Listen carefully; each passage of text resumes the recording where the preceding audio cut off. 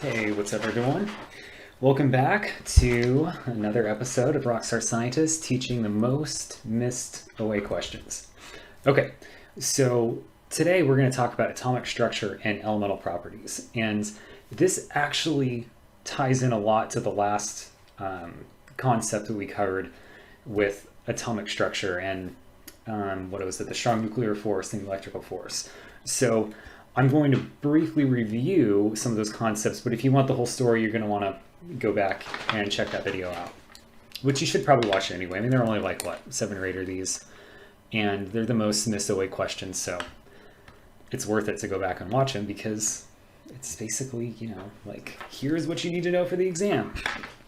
Okay, so atomic structure is the basis of what makes an element an element. And I know everybody is like, oh, but here it is, the periodic table. So the periodic table is really, really important because we talk about it a lot in this class. It ties into all aspects of the living and non-living world. And there's a lot of information here, but you don't need to know most of it. So the periodic table describes all of the elements that exist in the world. So everything, actually in the universe, everything in the universe is made up of a combination of these 118 atoms. And a lot of them are familiar. So like here, 47, Ag. This is silver. Silver is an element. It's also a metal. So a lot of jewelry has silver in it. The element silver is made up of atoms of silver. Another one here, look at 79, gold. So again, a lot of jewelry has gold in it. It's a metal. It's also an element. So there are things in the world that have gold in them that aren't just gold. Same thing with mercury, or let's see what else we're talking about, lead here. But a really good example would be something like, let's say, calcium. So calcium is a metal as well. We don't typically think of it as a metal, but it is. It's what we call, see how it's yellow? It's an alkaline earth metal. That just basically means that it is not acidic, it is basic. So alkaline also means basic, but you don't need to know that for this class, so don't worry about it. But oh, is that calcium? Yeah, that's calcium, just want to make sure I was reading that right. So calcium, you're probably most familiar with as being that white stuff that is left around the sink after, a bunch of water droplets dry out. So calcium, it's also called, what's it called, lime in water. It's what gives you hard water. Soap scum is another form of calcium. You have all those gross white deposits in your bathtub or in your shower. That's calcium from the water that's bound to things within the soap that you use. Calcium by itself is that white, crusty, flaky stuff, but it's also a part of a lot of things here on Earth. So, for instance, your bodies have a lot of calcium in them. The atom calcium is really important to living organisms. Teeth are made of calcium. Bone has calcium in it. Cartilage has calcium in it.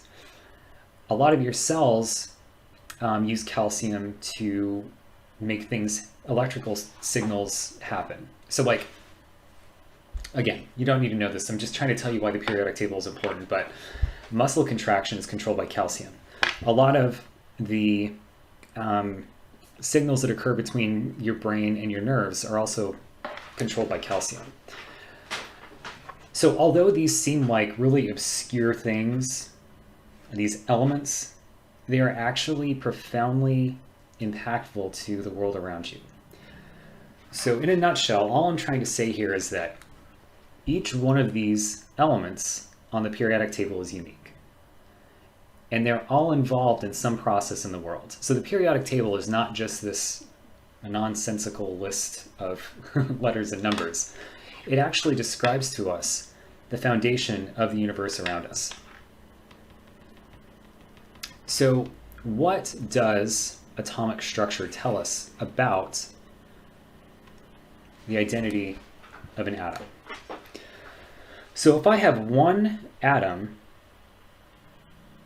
it can be anything on this periodic table. depending on the number of protons it has. So again, this is a tie back into what I talked about in the last video. So to give you a really, really fast review, atoms are made of three things. They are made of protons, they're made of neutrons, and they are made of electrons. So all of the atoms in the universe are made up of these three things. So protons, we're going to draw this color. Neutrons, we're going to draw this color. And electrons, we're going to draw this color. So again, this is our atom, and the center of the atom is called the nucleus. And the nucleus is where protons and neutrons are found.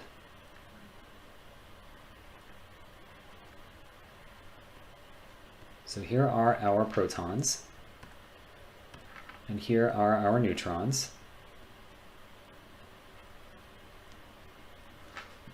And electrons are actually found out here on the outside.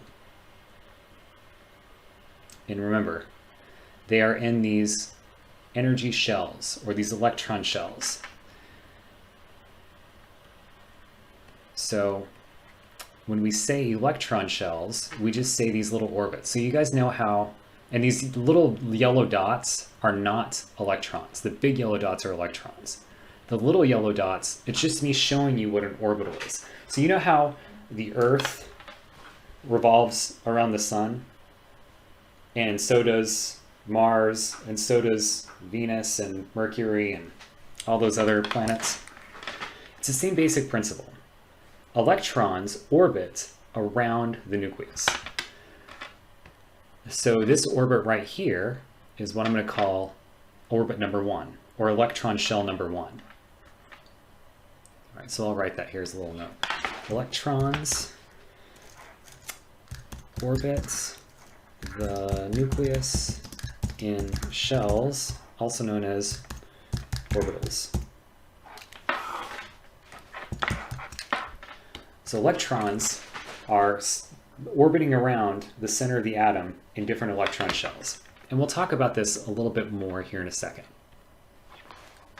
But first, let's review what significance does the proton have. So the proton, again, is in the nucleus. And the proton tells us something really, really important. It tells us what identity an atom has. So every atom has a number up here in the top left-hand corner. And every atom has a different number in the top left-hand corner. That number is called the atomic number. So here we'll draw our little thing here. So the number in the top left is called the atomic number. And that tells us what element an atom is. Because the atomic number tells us how many protons an atom has. So you see here, I drew this atom. It has 1, 2, 3, 4, 5, 6 protons. According to the periodic table, the atom with 6 protons is carbon. So we know this atom is carbon because carbon has 6 protons. So there's another number in each little square in the periodic table underneath of the letter that tells you what element you're looking at. And that is the mass number. That is, how much does this atom weigh? And the mass number is really simple. It's the total number of protons plus the number of neutrons. So in this case, the mass number is 12. So 12 equals protons plus neutrons. Well, we know what protons are because it tells us right here. So we have 6 protons. So then we can also tell how many neutrons it has because we can see here the total is 12. So what plus 6 equals 12? 6. Which I've drawn here. We have 1, 2, 3, 4, 5, 6. So see, it's really actually easy to understand the periodic table. It's just that we don't always do a good job of explaining this in science because scientists take a lot of this stuff for granted.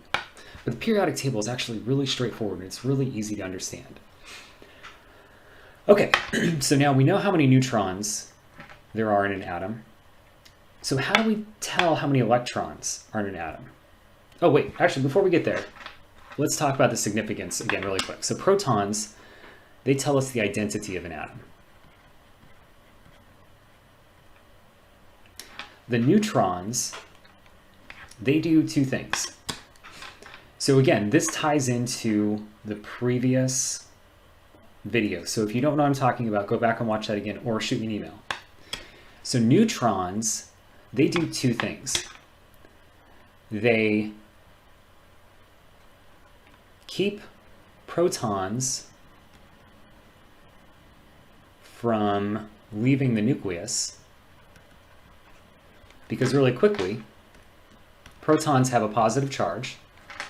So if you get particles with a positive charge next to each other, they're going to want to push away from each other. They're going to want to kick each other out. So the neutrons are the peacemakers, the peacekeepers. They get in between the protons and they make sure that they don't try and repel each other out. So the neutrons here, they're the peacekeepers. They keep the protons from fighting. Because the protons are both positively charged, they want to repel each other. Because positive will repel positive. So the neutrons, they're like the mom. They're like, hey, you two quit fighting. Just be cool with each other. So that's the first thing they do. The second thing they do is they add to the mass, which increases the strong nuclear force. So remember, the strong nuclear force is like gravity. It makes sure that everything in the nucleus stays in the nucleus. So the more mass you have, the greater the strong nuclear force. So the more neutrons you have in there, the stronger that force is going to be. And remember, why do we not want protons to escape? Well, because let's say that we had carbon here. Carbon has 6 protons. What happens if one of those protons were to escape? It wouldn't be carbon anymore. It would become boron. And that would be a problem because we are made out of a lot of carbon. And if all of our carbon suddenly changed to boron, we would die. We wouldn't exist anymore. So the strong nuclear force is really important because it makes sure that everything stays nice and tight in the nucleus, so we don't have atoms randomly changing identity. Okay, so the protons make sure, or they tell you what identity an atom has. They tell you if it's carbon, or if it's nitrogen, or if it's calcium, or if it's gold, or if it's silver. The neutrons help keep the atom together. So what do the electrons do? And this is the whole point of this video today. What do electrons do? Electrons determine what atom what atom will bond with which other atom. So electrons determine bonding. So what does that mean? What does it mean if two elements bond together? Well, let me show you. We have this very, very, very, very, very, very, very important thing here on Earth called water. And water, another name for that is H2O. So that means water is made up of hydrogen and oxygen. So we've got one oxygen that has bonded with 2 hydrogen to make water. So hydrogen is an element. One atom of hydrogen is one atom of the element hydrogen. Oxygen is also an element. So one oxygen atom is one atom of the element of oxygen. Anytime you have atoms that come together, you get what we call a chemical. So if you take 2 hydrogen plus 1 oxygen, you get H2O. Again, water. And this is a chemical. We don't think of water as a chemical, but anytime you have 2 elements bonded together, you get a chemical. And when they bond, they completely change their properties. So hydrogen is a gas. There's a bunch of it floating in the air around you right now. So is oxygen, or else we wouldn't be alive. But when you put them together, they become a liquid. So bonding can significantly change the properties of elements. Okay, and this all happens because of the electrons. So why does this happen because of the electrons? That's what we're going to talk about. So electrons, again, they orbit around the outside of an atom.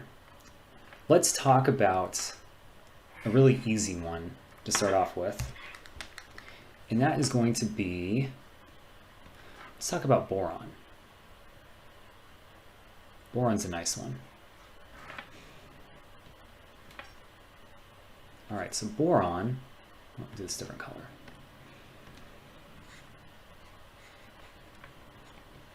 So boron has an atomic number of 5 and an atomic weight of 10. So let's draw boron really quick, just for practice. So boron has 1, 2, 3, 4, 5 protons.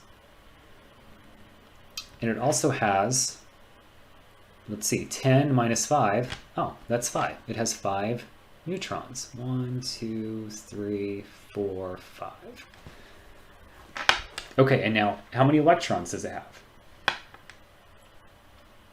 If you remember, it has the same number of electrons as it does protons. So we have 5 electrons. So now we need to determine, how do we put those into the different shells of the atom? And this is important because this will undoubtedly be on the exam. Depending on how big an atom is, it can have varying shells. Because as you see, if we're going to fill up these little circles around the nucleus, as we go out, they get bigger and bigger and bigger.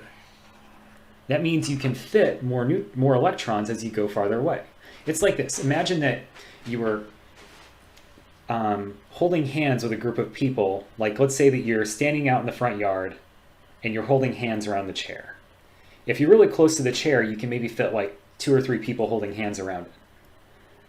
But the farther you go out, the more people you can fit in a circle if you're all holding hands. The closer you get to the center, the smaller the circle is going to be. The farther away you get, the larger you can make that circle. It's the same thing with electrons. These shells hold different numbers of electrons based on how big they are. So you see this one right here in the very center. Number 1, it's really small because it's really, really close to the middle. Number 2 is a bit bigger, and number 3 is even bigger than that. Well, for this class, you don't need to worry about 3. You only need to worry about 1 and 2. That's all you need to know. You need to know how many electrons shell 1 can hold, and then how many electrons shell 2 can hold. Okay, so I'm going to go ahead and tell you guys right now. Shell number 1 can hold a total of 2 electrons. So this very first little tiny shell can hold a whopping 2 electrons. It's not very many, right?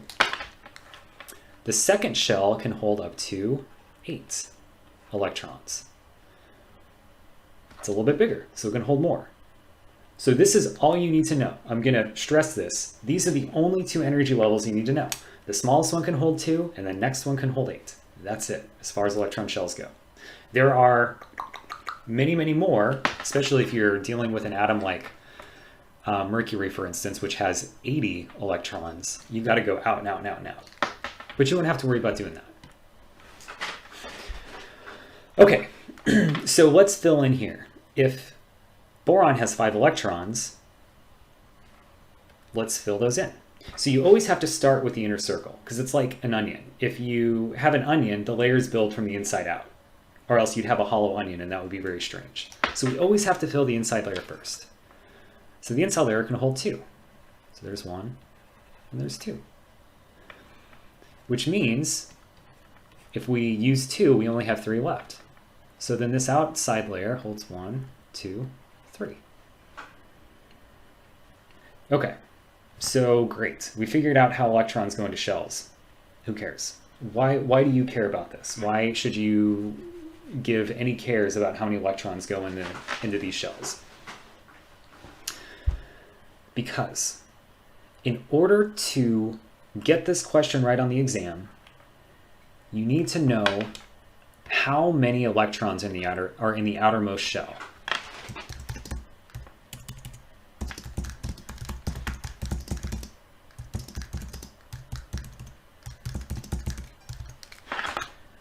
This is extremely, extremely, extremely important. If you remember nothing from this video, remember how to figure out how many shells are in the outermost shell. This is a very, very special definition of a term that we call valence electrons.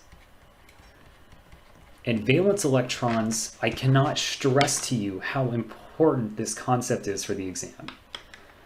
Valence electrons are the number of electrons in the outermost shell of an atom. So let's look right here. How many shells do we have in boron? We have 1, 2. How many electrons are in the outermost shell? Well, we already talked about it. There are 3. There's 1, there's 2, and there's 3. So boron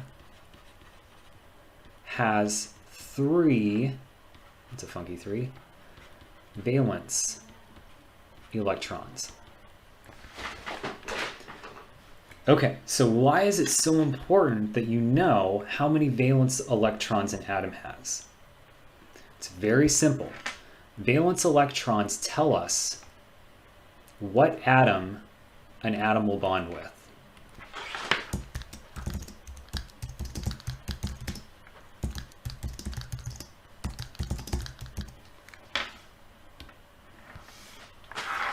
Valence electrons determine if hydrogen and oxygen will bond together to make water. Valence electrons are what determined if the silver in your ring will bond with another metal to make the alloy that gives it strength. Most gold jewelry is not just gold. It's what we call an alloy, I think, something like that. There are other metals in it that give it strength. Same thing with just about everything in the universe. Carbon dioxide, which is really important in Unit 9 for plants making sugar from sunlight. Carbon dioxide, the reason that carbon and oxygen bind together is because of their valence electrons.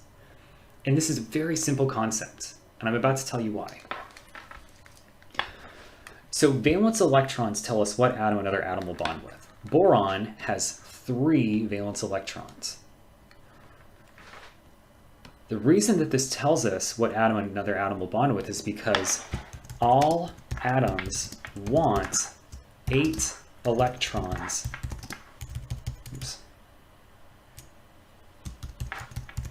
in their outer shell.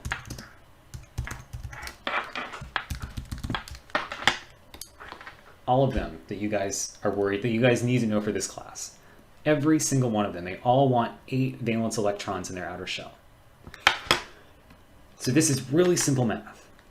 If boron has 3 valence electrons, how many more does it want? Well, that's easy. It's 5, right? Because 3 plus 5 equals 8. So boron wants 3 valence electrons.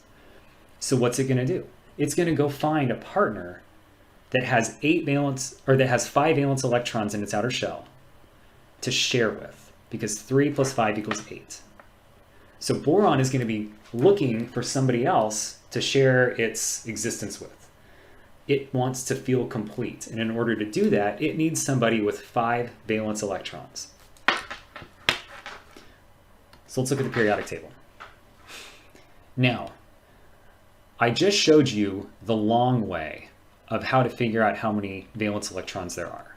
You can draw the atom, and you can fill the shells one at a time, and you can try and figure out how many valence electrons it has. Or you can use my shortcut. This shortcut is super, super, super, super easy. If you look at each one of these columns, there's a number. So 1, 2, 3, 4, 5, 6, 7, 8, 9, 10, all the way through 18. These numbers, these column numbers, are called the group number. And the group number actually tells us how many valence electrons an atom has. So all of these guys in group 1 have 1 valence electron. All of these guys in column 2, in group 2, have 2 valence electrons. Now this is where it gets a little tricky. Not a lot tricky, just a little bit. So groups 3 through 12, these are what we call transitional metals. And they follow special rules that you don't need to worry about. So as far as valence electrons go, don't worry about these guys. In fact, for the most part, you won't need to worry about these at all for the exam. None of these guys. Okay, so now we start back at group 13. So we went from 1 to 2 all the way to 13. And this is really simple. 13 has 3, and 14 has 4, and 15 has 5, and 16 has 6, and 17 has 7, and 18 has 8. Okay, so we already talked about this. Boron is right here, and he's the guy that we just worked with. And we figured out that boron has 3 valence electrons. And he wants to have 8. So let's look at our groups here and figure out, well, if we have 3 and we want 8, I bet it's one of these guys. And that's what it is. Here in group 15, they all have 5 valence electrons. So like nitrogen, for instance. Nitrogen has 5 valence electrons. So let's draw boron here. Boron has 1, 2, 3 valence electrons. 3 valence electrons. Nitrogen has 1, 2, 3, 4, 5. And again, 5 plus 3 equals 8. And that's the magic number. 8 is the magic number. Again, if you don't remember anything else from this talk, remember that 8 is the magic number. This is the number that we're looking for. So again, normally, the electrons for boron are going to be orbiting around boron, and the electrons for nitrogen are going to be orbiting around nitrogen. But when they come together, they're like soulmates. They complete each other because they both want to have 8 electrons in that outer shell. So the way that they get around this is they share. So their electrons are now going to be shared between the two of them, which means they both now are sharing 8 electrons in their outer shell. And they create what we call a chemical bond. Because again, anytime you have 2 elements, 2 atoms that are bonded together, it's called a chemical bond. When they are sharing electrons like this, it has a special name. This is called a covalent bond. And this is actually really easy to remember. Just break the word up. So for the first part of the word is co. Co essentially means to share, to cooperate, to run a co-op. They both mean to share. To run a co-op is that you share the responsibilities of operating a business. So co means to share. Valent is talking about valence electrons. Covalent means to share valence electrons. So these guys will always, always, always share their electrons together. And again, this is really easy to see on the periodic table. For the exam, you will either get the periodic table or they will tell you the group number. Honestly, the group number is probably easier, because if I tell you somebody from group 13, who are they going to bond with? Are they going to bond with somebody from group 17, from group 18, or from group 15?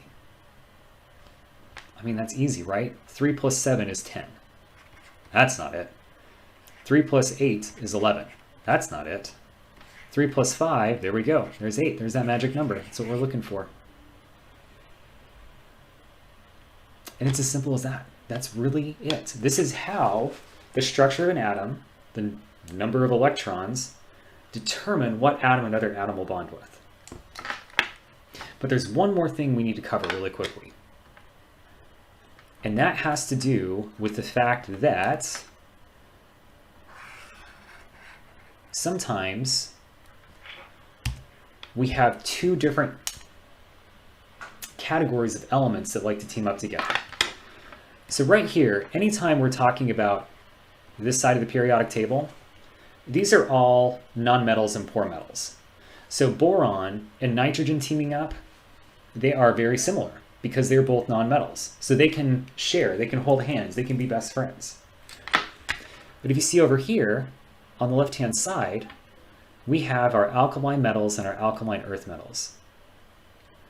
These are metals, and metals are not able to share electrons with nonmetals. So they cannot do a covalent bond, they do something else. So anytime you see something from group 1 or group 2, you know that it's not a covalent bond. Anytime you see something with groups like, let's say, group 13 and group 15, or group 14 and group 14, anytime something with a number above 10 tries to bond with something else with a number above 10, so nonmetal, nonmetal, there'll be a covalent bond. So let's talk about this really quickly. What happens when we have a metal and a nonmetal that come together? So let's talk about lithium and fluorine.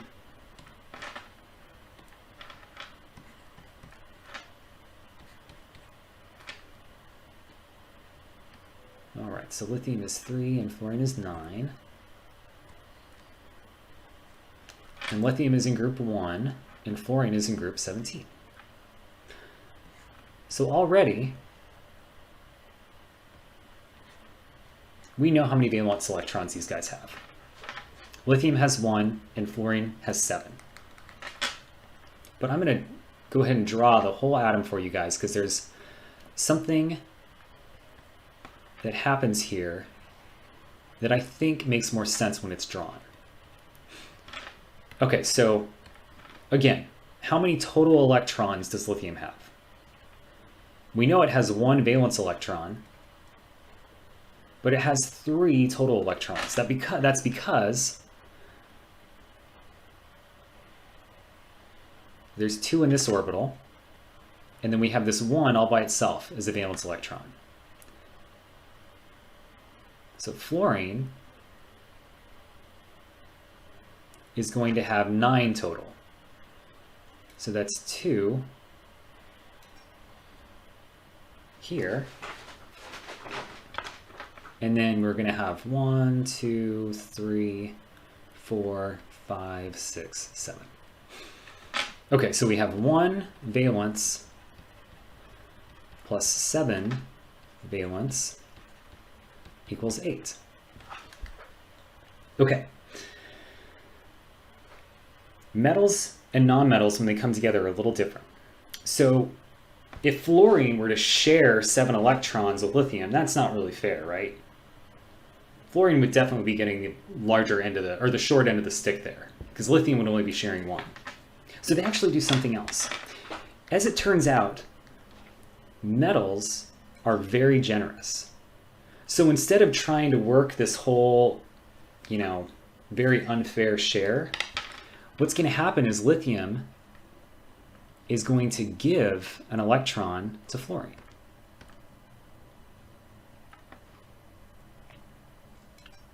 So what happens there? Well, when lithium gives an electron to fluorine, fluorine now has 8 electrons in its outer shell. So he's happy. He's like, yes, this is all I wanted. What about lithium? What happens to lithium when he gives away that electron? So that electron is now gone. But lithium is actually happy too, because he no longer has that renegade valence electron floating around. So he is now down to this, he only has 2 total electrons. And if you remember, that fills this shell completely. So even though lithium doesn't have 8 electrons in his outer shell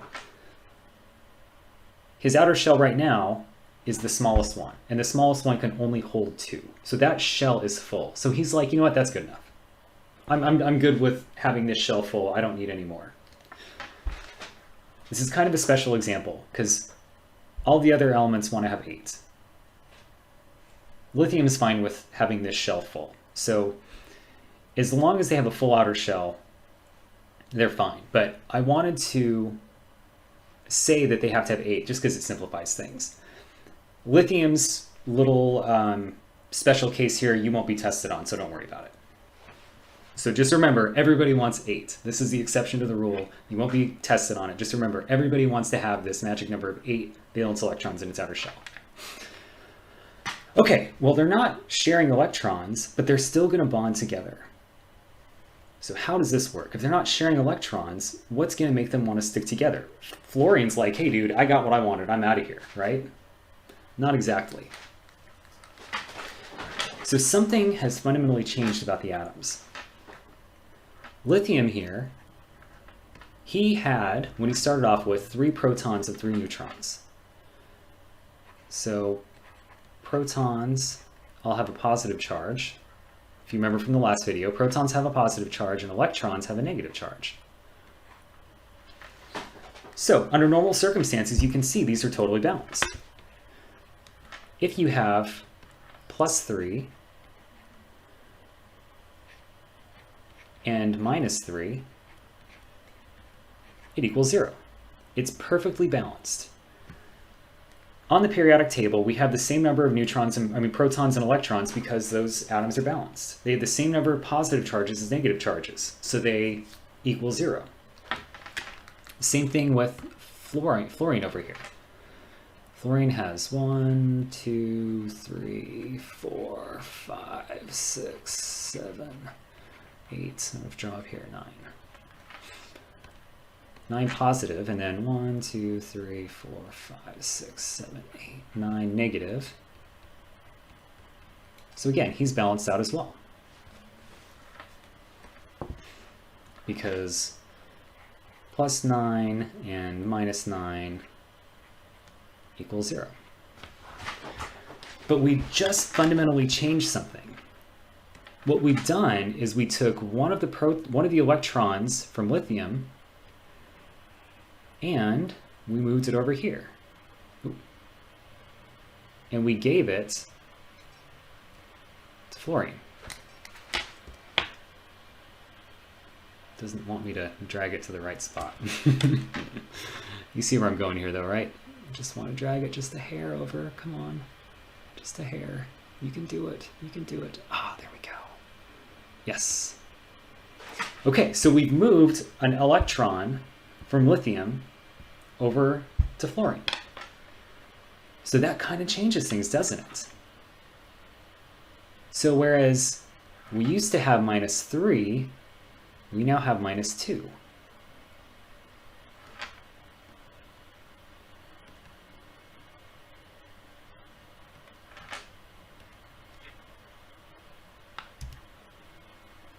Just do it that way. There we go. Because we now only have 2 electrons instead of 3. And here, same thing for fluorine. We used to have 9 electrons, but now we have 10. So instead of having -9, we have -10.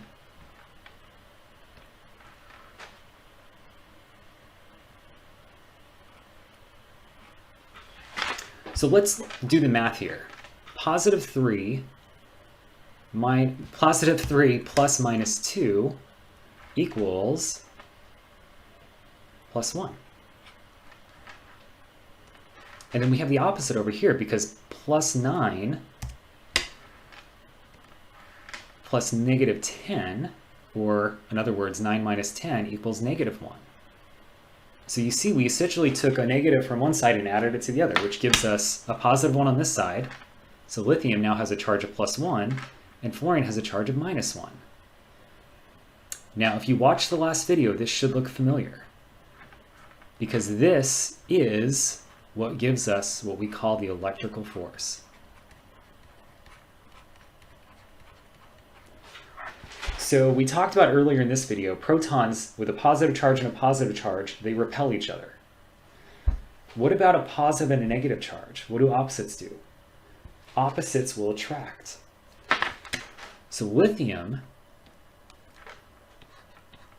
now has a positive charge and fluorine has a negative charge. And those two are gonna attract each other. And they're gonna stick together like little magnets, creating a chemical bond. But this is not a covalent bond because they're not sharing electrons. It's called an ionic bond. And that's because an ion is anything that has a charge to it. So lithium has a positive charge, so it's a positive ion. Fluorine has a negative charge now, so it's a negative ion. And anytime you have two ions that stick together, it's called an ionic bond. And again, these are like little magnets. And we talked about this in the last video. It's like sodium chloride. The reason that table salt exists, which is sodium chloride, also known as table salt, is because positive and negatives love each other. So they're going to stick together. They're going to stick like glue. Actually, not like glue. They're going to stick like magnets. I misspoke there. So the cool thing about this is ionic bonds, they're like magnets that you can take them together, or take them apart, stick them back together. Take them apart, stick them back together. It's pretty easy. Whereas covalent bonds, when they're sharing electrons, they are like super glued together. If you want to pull them apart, you got to break them. And it's not as easy to get them back together once they've been broken. So covalent bonds are really strong. Whereas ionic bonds, they're, pretty easy to break and make back together. Okay, so this is the gist of what will ultimately be at least 2, maybe more, like 3 test questions on the exam, because they're going to try and ask you this from multiple different angles. They're going to try and ask you what will probably what's going to bond with what based on their valence electrons or their group number. They're going to probably ask you some type of conceptual question about ionic versus covalent bonds. So that's why it's important that you're able to actually see this happen. And instead of just trying to memorize things, actually understand it. So I'm hoping that these real world examples help make it more tangible, more like real in your brain. Okay, so that's the gist of it. If you have any questions, because I know this is really heady stuff, so some of this may not be as clear as you need it to be, please feel free to reach out to me at any time. My email's up there, my extension is up there. Give me a call, shoot me an email, smoke signal, anything you want to do. If you have questions, reach out to me or the other course instructors at any time. Okay, we've got one more video coming up that's another missed test question or the periodic table, but it's going to be a lot less complicated than this. So I hope you stay tuned and check that out as well, because it is another one of the most missed away questions. Thanks again, guys, and I will see you next time.